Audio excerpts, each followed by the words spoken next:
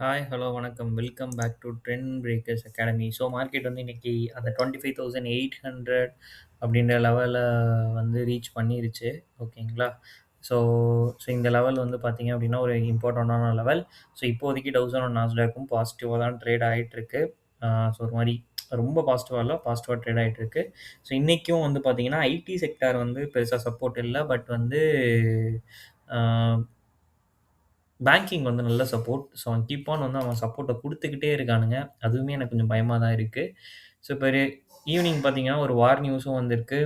US வந்து 50 fighter ஜெட்ஸ வந்து ஈரானுக்கு அகைன்ஸ்டா அனுப்பிச்சு வச்சிருக்காங்க அப்படின்ற மாரி ஒரு நியூஸ் வந்து வந்திருக்கு. ஸோ அது வந்து எந்த மாரி நாளைக்கு வந்து மார்க்கெட்ட இம்பாக்ட் பண்ண போதுன்னு தெரியல. ஏன்னா இப்போதைக்கு டவுசன் அண்ட் நாஸ்டாக் நல்ல பாசிட்டிவால தான் இருக்கு.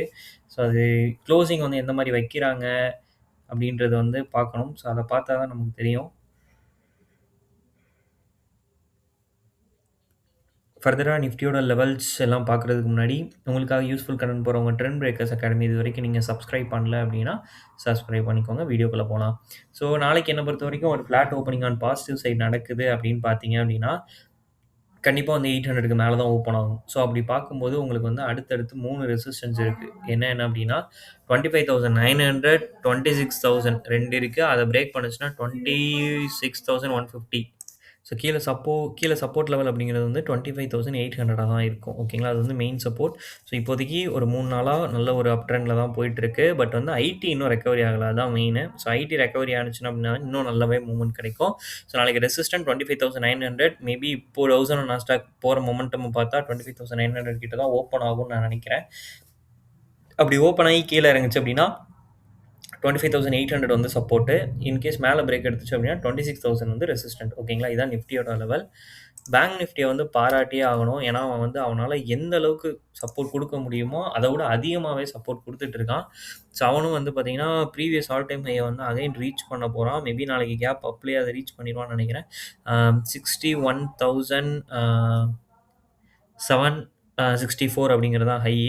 ஸோ மேபி நாளைக்கு கேப் அப்லயே அத ரீச் பண்ணிட்டான் அப்படின்னா, அவனுக்கான அடுத்த ரெசிஸ்டன்ட் எங்க இருக்கு அப்படின்னா, 62,450 அப்படிங்கிற லெவல் தான் வந்து ரெசிஸ்டன்ட். கிட்டத்தட்ட இன்னொரு 1000 900 பாயிண்ட் பக்கம் இருக்கு. ஸோ பார்ப்போம் அவன் என்ன பண்றான். அவன் சப்போர்ட் பண்ணி குடுத்தான்னா, கண்டிப்பா நிஃப்டியும் ரீச் பண்ணும். பட் வந்து அதுக்கப்புறம் அவன் என்ன பண்ணுவான் அப்படிங்கிறது தான் தெரியல. ஏன்னா ஐடி வந்து பெருசா சப்போர்ட் இல்ல. இன்னும் அந்த ட்ரெண்ட் லைன் கிட்டயே தான் ஸ்லோ டவுன் ஆகுது. ஸோ நெனச்ச மாரி கீழ இறங்குறான். நாளைக்கும் கீழ இறங்குனா கொஞ்சம் சிக்கல் தாங்க ஐடி. ஸோ ஐடியோட ரெக்கவரி வந்து ரொம்ப இம்பார்ட்டன்ட். ஏன்னா கிட்டத்தட்ட ரொம்ப லோ கிட்டத்தட்ட 10% க்கு மேலேயே ஃபால் ஆயிருச்சு. ஸோ அதோட ரெக்கவரி ரொம்ப இம்பார்ட்டன்ட். ரிலையன்ஸ் நேத்து செல் ஆயிருச்சு. இன்னைக்கு வந்து பையிங். ஸோ அந்த 1424ன்ற சப்போர்ட் லெவல வந்து ரீட்டெயின் பண்றாங்க. ரீட்டெயின் பண்ணி தான் க்ளோசிங் வச்சிருக்காங்க. ஸோ நாளைக்கு ஒரு கேப் அப் ஆகி மொமெண்டம் பாசிட்டிவா திரும்புச்சுன்னா, ரிலையன்ஸும் பாசிட்டிவா போறதுக்கு வாய்ப்பு இருக்கு. ஓகேங்களா? ஸோ அதே மாரி ஹெச்டிஎஃப்சி பேங்க் இன்னைக்கு அவன் வந்து பெருசா மொமெண்டம் குடுக்கல. அந்த ஒரு நல்ல ரெக்கவரி குடுத்தான். ஒரு நல்ல செல்லிங்க்கு அப்புறம் ஒரு நல்ல ரெக்கவரி. அதுக்கப்புறம் 2 நாள் வந்து சைட்வேஸ்ல தான் இருக்கான். இருந்தாலும் பேங்கிங் வந்து உங்களுக்கு நல்லாவே சப்போர்ட் குடுக்குது. ஸோ பார்க்கலாம் என்னதான் பண்றாங்கன்னு. வார் நியூஸ் வேற இருக்கு. இத்தன நாள் நியூஸ் எதுவும் இல்ல. மார்க்கெட் கொஞ்சம் அப்படி இப்படின்னுட்டு இருந்தான். ஏன்னா இன்னைக்கெல்லாம் வந்து பார்த்தீங்கன்னா, காலையில செல்லிங், அடுத்து ஒரு சைட்வேஸ், அதுக்கப்புறம் ஒரு பையிங்ல தான் முடிச்சான். நாளைக்கு வார் நியூஸ் இருக்கு. நியூஸ் இல்லாதப்பயே அரைச்சு அரைச்சு சாவடிச்சுட்டு இருந்தான். ஸோ நியூஸ் நான் எக்ஸ்பெக்ட் பண்ணிட்டு இருந்தேன். ஸோ அந்த நியூஸ் இன்னைக்கு கிடைச்சிருக்கு. ஸோ நியூஸ்க்கு மார்க்கெட் நாளைக்கு எப்படி ரியாக்ட் பண்ணுதுன்னு பார்க்கலாம். ஓகேங்களா? ஓகே. தேங்க் யூ ஃபார் வாட்சிங்.